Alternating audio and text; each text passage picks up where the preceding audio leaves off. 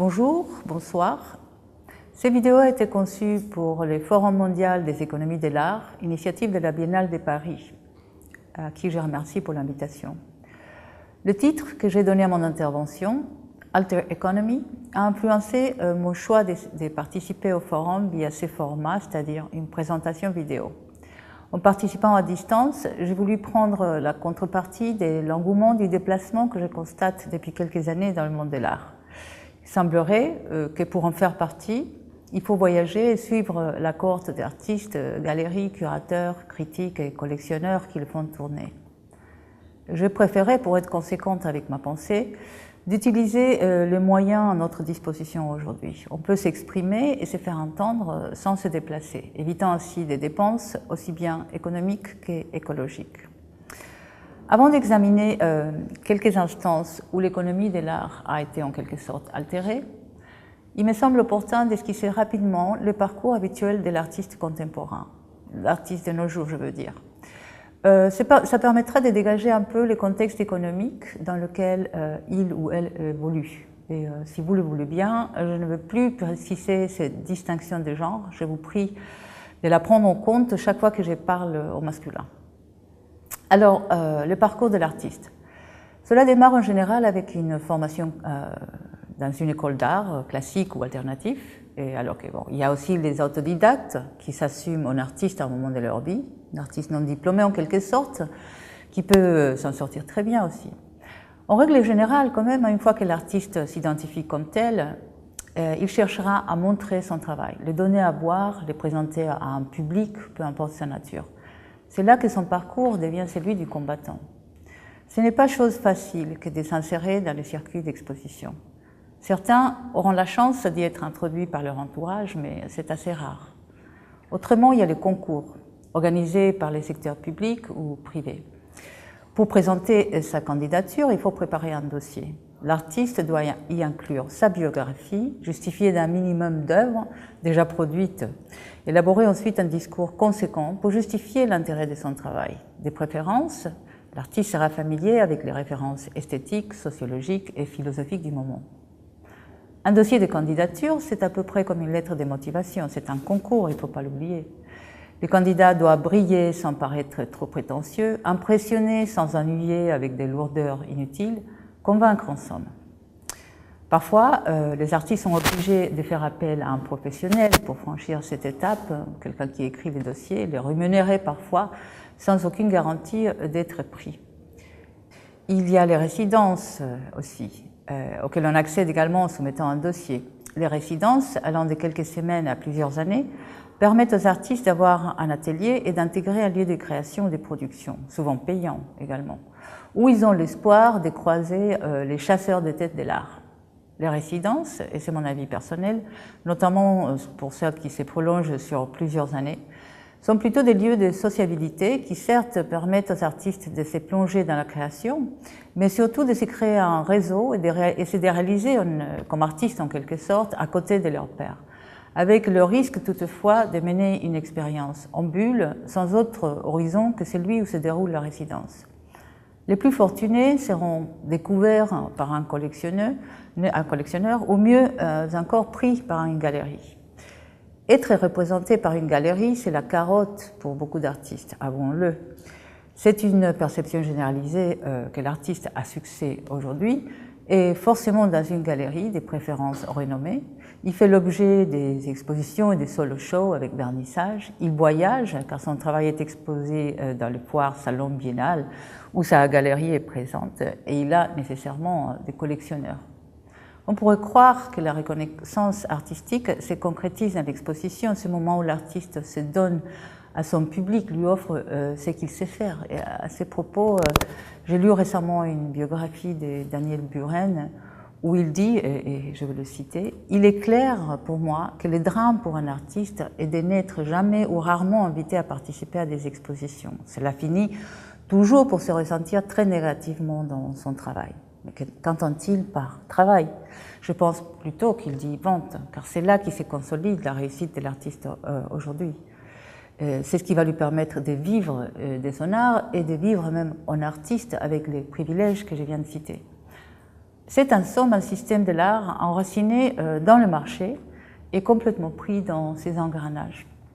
Le marché de l'art n'est pas propre à notre époque, bien entendu, mais c'est notre époque qui en a fait un pivot central de l'activité artistique. Je situe les origines de cette configuration dans les années qui suivent la Seconde Guerre mondiale, pour faire un peu d'histoire, avec l'avènement du néocapitalisme et l'instauration du système économique néolibéral. Système qu'une vingtaine d'années plus tard était déjà bien cimenté. La figure de Warhol est exemplaire pour prendre la mesure de la cooptation des principes capitalistes par le monde de l'art. Warhol qui dit « Être bon en affaires, c'est la forme de l'art la plus fascinante. Gagner de l'argent est un art et travailler est un art. Et réussir dans ses affaires est le meilleur art. » Cette conception de l'art était impensable dans la première moitié du XXe siècle. Ce n'est pas un demi-siècle, mais des années-lumière qui la séparent de la perception d'un Kandinsky, par exemple, qui prônait le spirituel dans l'art et agissait mu par une nécessité intérieure. L'artiste, pour Kandinsky, avait la mission d'élever l'esprit humain, pas de gagner de l'argent. À la même époque, Tristan Tzara haranguait ses collègues Dada et les artistes de sa génération en leur demandant « Fait-on l'art pour gagner de l'argent et caresser les gentils bourgeois ?» Une question qui stigmatisait profondément le rapport art-commerce. Le même Tzara disait « L'art doit simplement, avec ses propres moyens, éveiller les forces créatrices de l'homme. » Des mots qui résonnent fortement avec ceux de Joseph Beuys quelques décennies plus tard, qui explique sa conception de la sculpture sociale en disant « Ce qui importe, c'est de découvrir les moyens qui permettent de développer la créativité dans tous les domaines. » Pour Beuys, l'être artiste était à la portée de tous, on connaît bien sa formule, et il attribuait à l'art une fonction dans la transformation de l'organisme social, perçu comme un organisme déjà malade, victime de la société de consommation et de la marchandisation de l'art. Aux antipodes de Warhol, qui s'assumait businessman et assumait le capitalisme comme moteur de son art, comme Beuys, d'autres artistes s'affirmaient anticapitalistes et dénonçaient la marchandisation de l'art. Ce que je veux souligner en rappelant ces faits, c'est que depuis un peu plus d'un demi-siècle, les principes, les enjeux, les interrogations du système économique sont également ceux du système artistique. C'est comme si les mouvements de la société avaient déplacé leurs plaques respectives, et j'aime bien emprunter le vocabulaire à la géologie pour concevoir ces phénomènes, des plaques qui ont fini pour entrer en collision et qui ont permis l'émergence d'un nouveau territoire où ces deux secteurs, ces deux systèmes se rencontrent. Ce n'est pas un hasard que le monde des affaires est aussi intéressé dans les artistes. La créativité est un grand atout pour l'entrepreneur. Aujourd'hui, on parle plutôt d'innovation pour désigner cette créativité qui est considérée innée chez l'artiste, qui est donc une référence pour les acteurs économiques. On a beaucoup écrit sur les sujets. Si vous faites une recherche Google avec les mots « entreprise, artiste, innovation », vous y trouverez la preuve. Bref, le monde de l'art et celui de l'économie, de même que la figure de l'artiste et celle de l'entrepreneur, ne sont pas ou plus aussi distants qu'on l'imaginait. Un ouvrage publié en 2011 rapproche ces figures davantage. C'est l'association SMART en Belgique qui l'a coordonné sous un titre qui pose la question « L'artiste, un entrepreneur ». Je vous cite la présentation. Amené à travailler par projet, créant ses structures de production ou engageant des équipes de collaborateurs pour mener ses travaux à bien, l'artiste contemporain adopte de plus en plus souvent des modalités de fonctionnement proches de celles de l'entrepreneur. Alors rappelons qu'autrefois, l'artiste était considéré artisan. C'est un grand saut pour le statut de l'artiste, un saut vers le monde entrepreneurial qui est devenu d'ailleurs paradigmatique pour l'artiste. Je consacre une partie importante de ma recherche à suivre ce phénomène où se dégagent plusieurs pôles ou directions telles les entreprises critiques, les entreprises artistes et aussi les affairistes de l'art tout court. En tous les cas, même lorsque l'appellation entrepreneur n'est ni revendiquée ni assumée par l'artiste, adopter son esprit peut s'avérer avantageux. L'artiste qui entreprend, c'est prend en main. En d'autres termes, prendre en main son économie. Ce qui revient à dire sa destinée, puisque la dimension économique de n'importe quel projet est primordiale. Et là, je ne parle pas uniquement des projets artistiques, mais de n'importe quel projet où aujourd'hui, nous le savons bien, les facteurs économiques sont déterminants. Dans le contexte actuel où les places dans le marché de l'art sont limitées et la concurrence est brutale, je pense qu'il faut prendre en compte le postulat avancé par le collectif danois Superflex. Tous les humains sont des entrepreneurs potentiels. Le collectif fonctionne d'ailleurs sous forme d'entreprise. Alors, mais sans préconiser l'adoption de la forme entrepreneuriale pour tous les artistes, je crois qu'il faut inventer son propre modèle économique. Et le titre de mon intervention va tout à fait dans ce sens. Alter Economy, c'est une injonction, ou du moins une invitation à penser autrement l'économie de l'art. Soyons clairs, parler d'économie de l'art suppose plusieurs angles d'approche. Ici, je vais me pencher sur 4 cas de figure pour envisager autant de façons d'aborder les thèmes. 4 exemples qui, si bien nous ramènent tous au mode d'envisager l'économie du point de vue de l'artiste, soulèvent chacun une problématique différente de la question. Il s'agira donc d'examiner les modèles alternatifs développés par ces artistes. Pour annoncer mon plan, comme on dit, il sera d'abord question du modèle financier élaboré par Christo et Jean-Claude, considéré tellement unique et innovant qu'il a fait l'objet d'une étude par le Harvard Business School. Nous verrons ensuite le commerce à l'œuvre avec Christine Hill, qui reformule un métier vieux comme le monde dans son travail artistique. En troisième lieu, Cipriano Morodean, qui nous obligera à faire un grand écart avec un pied sur le monde de l'art et l'autre sur l'univers de la débrouille. Enfin, pour terminer, la figure d'Auguste Legrand nous transportera dans l'univers de la gastronomie, où l'artiste trône en maître de l'économie du pique-assiette. Ce tour d'horizon, loin d'être exhaustif évidemment, nous permettra de rencontrer 4 cas de figure exemplaires lorsqu'il s'agit de penser l'économie de l'art autrement. Commençons alors avec les artistes Christo et Jean-Claude, mondialement connus pour leurs projets à grande échelle, des projets massifs et très coûteux, comme l'envolement du Pont Neuf à Paris en 1985, ou le tout récent Mastaba de Londres, une installation flottante qui pèse 650 tonnes et a coûté plus de 2 500 000 €. Je précise, pour ceux qui ne le sauraient pas, que la femme de Christo, Jean-Claude, est décédée en 2009. Mais la méthode de production d'œuvres reste toujours celle conçue par les artistes dès le début de leur collaboration. Et c'est ce qui va nous intéresser ici.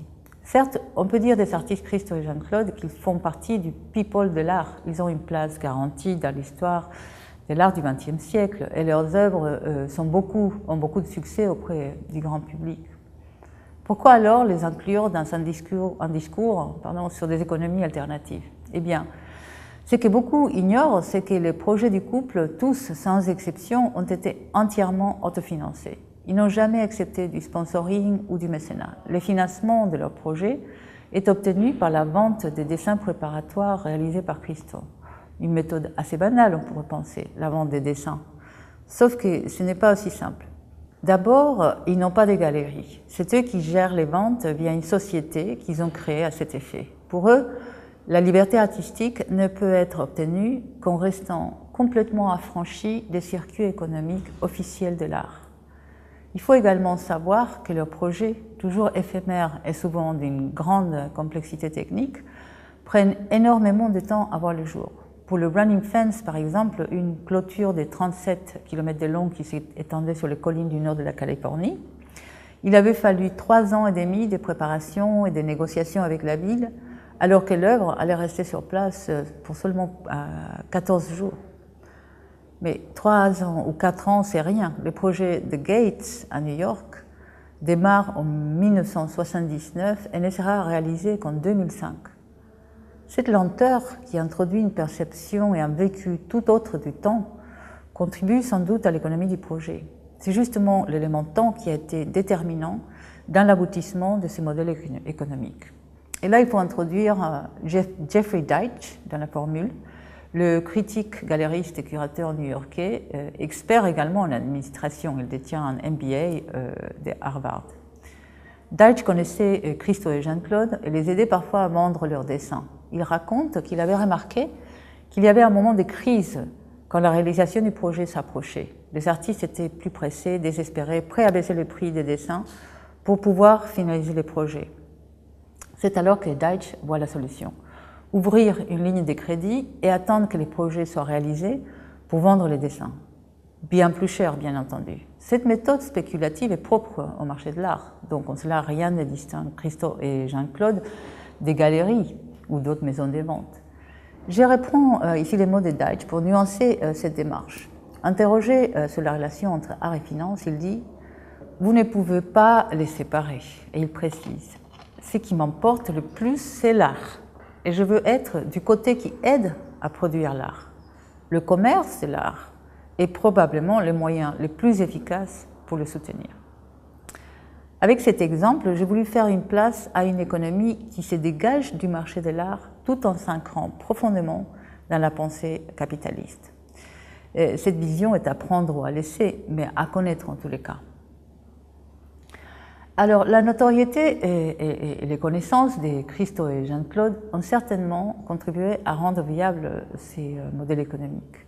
La plupart d'artistes n'ont pas, toutefois, dans leur entourage, ni un Deutsch, ni quelqu'un qui pourrait donner un coup de main dans l'obtention d'une ligne de crédit. Pour la plupart, c'est plutôt la précarité qui sert de moteur dans la recherche d'une économie alternative.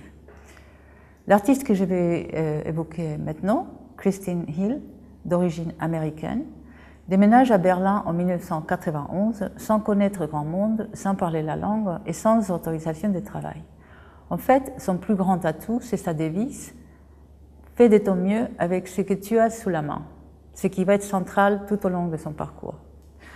Au départ, pour survivre, elle conçoit une série de pièces de services où elle travaille comme masseuse, par exemple, rémunérée essentiellement par des pourboires. À cette époque, elle avait été invitée à participer dans quelques expositions collectives, constatant que si l'expérience était enrichissante, elle ne rapportait pas assez d'argent pour vivre. C'est alors qu'elle commence à élaborer l'idée d'associer activités rémunérées et pratiques artistiques, un modèle économique qui sera au cœur de ses projets développés par la suite. En 1996, elle lance Volksboutique, un petit commerce conçu à la fois comme atelier et boutique. Pour l'artiste, il s'agit en fait d'une œuvre où elle vend des vêtements de seconde main. Le nom Volksboutique, qui réunit peuple et magasin, s'inspire des entreprises possédées par le peuple, les entreprises populaires, entreprises nationalisées dans l'Allemagne communiste. Volksboutique voit le jour dans les quartiers mythes à Berlin de l'Est à une époque de forte transition. C'est la fin du communisme, le temps d'un changement radical dans les styles de vie. Les jeunes de son quartier laissent leurs affaires dans des cartons pour se débarrasser de leur passé, ce qui permettra à l'artiste de se construire une nouvelle vie. C'est dans ces cartons abandonnés dans la rue qu'elle récupère ses marchandises, des vêtements qu'elle va revendre par la suite dans sa boutique à des tout petits prix. Le modèle économique de Christine Hill confond art et commerce, ce qui n'est pas en soi inédit. Klaus Oldenburg avait créé The Store dans les années 60, un magasin où il vendait des sculptures qu'il avait en fait fabriquées. Dans le cas de Christine Hill, ce sont plutôt de ready-made qu'elle offre au public.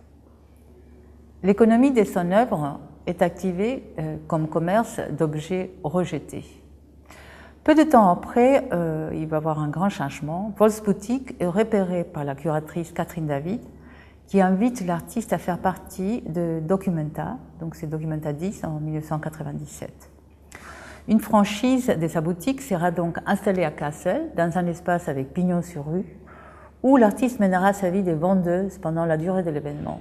Et c'est là que l'économie du projet révèle des nuances intéressantes. À Berlin, elle était propriétaire de son commerce, revendiquant une autonomie qui la dispensait de compter sur le système artistique pour lui fournir un public.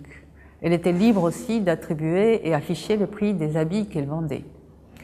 Cela posera problème à Kassel, où le vêtement ne pouvait pas porter des prix. Il voulait incorporer dans l'œuvre cette possibilité de négocier avec l'artiste, ce qui pouvait générer un dialogue, permettre au public de mieux saisir la portée de son œuvre. Mais en fait, le projet sera perçu par le public comme une installation ou une performance Alors ils s'indigneront en découvrant la nature commerciale des fausses boutiques. C'est une situation fréquente dans le monde de l'art où, en dehors du marché officiel, tout rapport entre art et argent est considéré abusif ou du mauvais goût. Christine Hill raconte d'autres occasions où cela s'est produit, comme par exemple un musée qui lui a enlevé ses frais de production quand le directeur a découvert que la pièce qu'elle voulait montrer dans l'exposition générait un tout petit profit. C'était en fait un distributeur automatique. Mais loin de la décourager, ces incidents nourrissent sa réflexion sur l'économie de l'artiste et sur les structures, l'éthique et le comportement du système économique. Elle poursuit son travail dans cette direction, toujours axé sur les petites entreprises qui avaient inspiré la création de Volksboutique. L'artiste que je vais évoquer maintenant a un point en commun avec Christine Hill, puisque comme elle, à son arrivée à Berlin, Ciprian Amolodern s'est également trouvé en situation irrégulière. Originaire de la Roumanie, lorsqu'il déménage à Barcelone en 2012, une clause spéciale de l'Union européenne interdit les ressortissants roumains de travailler dans le territoire Schengen. C'est en confrontant cette difficulté qu'est né son projet Quiero trabajar, je veux travailler, un désir qui s'est matérialisé sous forme de recherche d'emploi.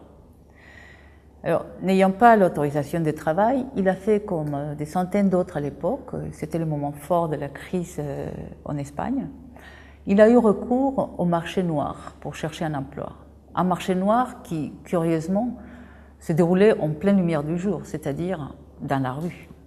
Par le biais d'affichettes qu'il accroche à l'entrée des magasins, sur le mur, les poteaux, les lampadaires, etc., l'artiste propose ses services dans les domaines où il se sent qualifié. Homme de ménage, livreur, prof de langue, organisateur de soirées, voyant, promeneur des chiens, formateur en informatique et ainsi de suite, même artiste. Des emplois plus ou moins spécialisés, plus ou moins prestigieux, se trouvent ainsi confondus. Dans ces cas, la nécessité n'était pas tant intérieure, c'était plutôt contrainte extérieure et d'ordre plutôt matérialiste. Il fallait gagner sa vie. Le projet démarre avec environ 300 affichettes placardées dans les rues de Barcelone, une action qui a été documentée en vidéo. Par la suite, voulant rester actif comme artiste tout en travaillant pour vivre, Amolodern soumet le projet à un concours de la ville et l'emporte. Ceci donnera d'autres formes de visibilité au projet, mais aussi à l'artiste. Soudainement, sa campagne de recherche de travail s'est vue transformée en pièce. Une installation facile à transporter qui a fait l'objet de plusieurs expositions sous plusieurs formats. Quiero trabajar a été une réussite à plusieurs titres, puisque l'artiste a en effet obtenu des missions grâce à ces petites annonces, ce qui lui a permis de sortir de l'urgence. Mais le succès de la pièce a également augmenté son coefficient de visibilité dans le monde de l'art barcelonais. Il y a 2 ans, il a reçu une commande de la mairie pour réaliser une œuvre dans la cour du château de Montjuïc, un lieu de mémoire hautement touristique qui surplombe la ville. Je ne vais pas ici rentrer dans les détails de l'œuvre, juste dire que c'était une installation monumentale éphémère. La commande, orchestrée par la ville et les centres de production en gare, était dotée d'un budget et des honoraires pour l'artiste. Mais malheureusement, c'est souvent le cas, il faudra grignoter dans les honoraires pour réaliser l'œuvre telle qu'elle était conçue. Quoi qu'il en soit, l'installation a été érigée dans la cour du château en décembre de l'année dernière et a été exposée pendant 3 mois. Welcome, c'était le titre de l'œuvre, était composé des structures faites de grilles et de fer barbelé, agencées pour rappeler son titre, Welcome donc, bienvenue, ce qui était en partie un pied de nez aux pancartes qu'on voyait à l'époque sur les façades des mairies, alors que l'Europe tentait de faire face à la crise des réfugiés, drame qui malheureusement est toujours d'actualité. Ce qui m'interpelle dans cette histoire, c'est la destinée de l'œuvre une fois passé son temps d'exposition. L'artiste avait dû s'occuper de son démantèlement et s'est retrouvé avec énormément de matériel dans les mains. Alors que faire? Stocker cette quantité de métal dans l'espoir de remonter l'installation un jour n'était pas vraiment une option, due aux dépenses que cela a entraîné. L'artiste a donc décidé de mettre l'œuvre en vente en pièces détachées. Moyennant de petites annonces dans Wallapop, qui est l'équivalent du petit coin parisien, il a réussi à se débarrasser du matériel tout en gagnant de l'argent. Les acheteurs, dont la plupart voulaient construire des enceintes pour leurs chiens dans leur maison de campagne, n'ont jamais su qu'ils étaient en train d'acheter de l'art. Les protocoles développés par Cipriano Morodean, donc Quiero trabajar et Welcome, ont été mis en place un peu par hasard, il faut le dire, obéissant à une logique de survie. Mais ces méthodes donnent matière à réflexion sur le statut de l'œuvre et sa valeur en situation de crise économique, ainsi que sur les stratégies activées par l'artiste face à la précarité de son métier. La question se pose également sur le mode de fonctionnement de l'industrie culturelle, dont l'art est évidemment un des investissements, et tout en étant un geste qui s'inscrit dans la politique de la ville et qui porte quand même une visée démocratique. C'est un autre sujet qu'on n'a pas ici le temps d'aborder. Ce que je retiens de cette transaction, c'est que l'artiste sort entièrement du marché de l'art et réintègre celui plus large de l'offre de la demande. Dans cette dynamique, on voit s'accomplir tout naturellement, en fait, la fusion intégrale entre l'art et la vie. On peut dire d'Auguste Legrand, notre dernier exemple, que sa figure accomplit un rapprochement de même ordre avec une petite tournure additionnelle, on le verra. Regardons l'explication par l'auteur lui-même. Depuis 2004, aidé par de nombreux inspecteurs anonymes et incorruptibles, je me suis dévoué à une tâche souvent difficile, rarement gratifiante. La visite des buffets de vernissage. Le guide Legrand est un guide qui recense, analyse et classe les vernissages. Ma fréquentation des expositions, principalement de l'art contemporain, m'a vite fait découvrir que le moment le plus important, le moment clé, l'alpha et l'oméga de la vie artistique, est le vernissage. Auguste Legrand s'est constitué en critique gastronomique des vernissages par sa propre volonté. Il a créé à cet effet un système de récompenses pour le bon vernissage, comme les étoiles du guide Michelin ou les toques de Gaute-Millau, en fait. Dans sa grille d'évaluation, les meilleurs événements se voient attribuer des cacahuètes d'or. Comme il l'explique, son travail de critique s'est amorcé un peu par inertie. On lit dans sa biographie Wikipédia. Après des études assez pénibles, il envisage de faire quelque chose dans l'art. D'un naturel paresseux, Auguste Legrand délaisse peinture, sculpture, photographie et toutes sortes d'activités fatigantes, salissantes et peu rémunératrices à son goût. Il invente alors la critique gastronomique de buffet des vernissages. Selon le procédé utilisé par n'importe quelle critique gastronomique, il est important de ne pas être reconnu dans les événements où se déroule sa mission. C'est pour cette raison que sa biographie ne révèle pas qu'Auguste Legrand est une sorte de nom de plume de l'artiste Pierre Montjarret. On l'aurait compris, Auguste Legrand est en fait son travail artistique, une œuvre vivante qui existe dans l'espace et le temps, puisqu'Auguste Legrand ne cesse pas d'élargir son activité. Il édite les guides Legrand tous les 2 ans, guides qu'il est possible de consulter gratuitement sur Internet. Il propose des stages de formation, et je suis fière de dire que je l'ai suivi et que je fais partie maintenant de son équipe des critiques gastronomiques de vernissage. Plus récemment, il a lancé un service de consulting où il est question d'apprendre à bien profiter du vernissage. Pour contempler l'économie à l'œuvre dans ces projets, il faut ici se pencher sur l'économie de l'œuvre. Un constat s'impose d'emblée, le modèle économique du projet tourne autour de la gratuité. Sa production est gratuite. Cela ne coûte rien de devenir guide gastronomique de vernissage. Sa distribution, via le guide Legrand, l'est également, car elle est numérique, ce qui assure également la gratuité de sa consommation. Bien sûr, il y a une version imprimée du guide pour ceux qui tiennent à collectionner un objet, mais son coût est vraiment symbolique, 9 €. Soit, il y a peut-être une dépense encourue pour se déplacer jusqu'au vernissage, qu'on va évaluer, mais elle est largement compensée, étant donné la nature de l'activité propre aux critiques gastronomiques, boire et manger. Je ne sais pas comment désigner l'activité d'Auguste Legrand avec précision. Ce n'est pas une performance, certes, et elle est presque à la limite de l'activité artistique.